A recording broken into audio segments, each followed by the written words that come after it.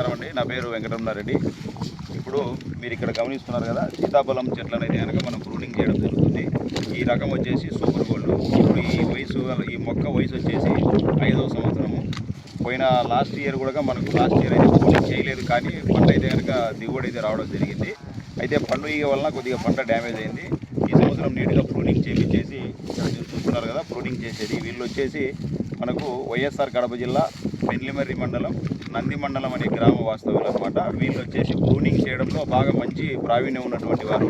దాదాపు వీళ్ళు ఒక 15 మంది నుంచి 20 మంది అయితే కనుక ఒక గుంపుగా ఏర్పడేసి ఇక్కడ మన రాయలసీమ జిల్లాలో ఏ జిల్లాకైనా సరే, వీళ్ళది కడప జిల్లా అయినప్పటికీ చిత్తూరు పక్కన అనంతపురము కర్నూలు జిల్లాలు కూడా పూర్తి రాయలసీమ జిల్లాల వరకు అయితే కనుక ఎక్కడ ఏ జిల్లాలో ఏ పండ్ల తోటైనా సరే ప్రూనింగ్ అవసరం ఉంటే కనుక వీరిని మీరు సంప్రదించినట్లయితే కనుక మీకు అక్కడే వచ్చేసి 1 రోజు 2 రోజులు లేదా 3 రోజులైనా అక్కడే ఉండి పని పూర్తి చేసి అయితే కనుక రావడం జరుగుతుంది.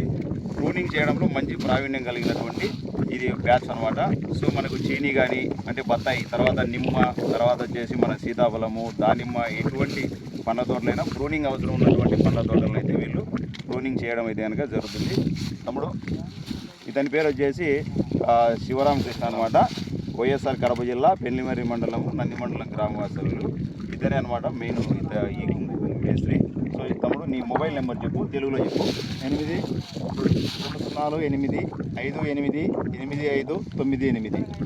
నేను ఈ నెంబర్ స్క్రీన్ మీద కూడా పెట్టడం జరుగుతుంది. ఎవరైనా సరే ఈ రాయలసీమ జిల్లాల వరకు ప్రూనింగ్ అవసరం అనుకుంటే కనుక, మీ ఏరియాలో లేబర్ సమస్య ఉండి మీకు ఎక్కువ విస్తీర్ణం ఉంది, ప్రూనింగ్ చేయించుకోవాల్సినటువంటి ఉంటే కనుక వీరిని సంప్రదిస్తే వీళ్ళు ఎన్ని మొక్కలు ఉన్నా సరే, ఎన్ని ఎకరాలైనా సరే వచ్చేసి మీకు ప్రూనింగ్ నీట్గా చేయించడం అనేది జరుగుతుంది. సో ఈ వీడియో చూసినటువంటి ప్రతి ఒక్క రైతు సోదరునికి నా నమస్కారాలు. ఈ వీడియోను వీలైన మేరకు మీరు షేర్ చేస్తే 10 మంది రైతులకు వెళ్ళేసి వీళ్ళ యొక్క సేవలను వాళ్ళు ఉపయోగించుకోవడం జరుగుతుందని తెలియజేసుకుంటాను. రైతు సోదరులందరికీ నమస్కారం.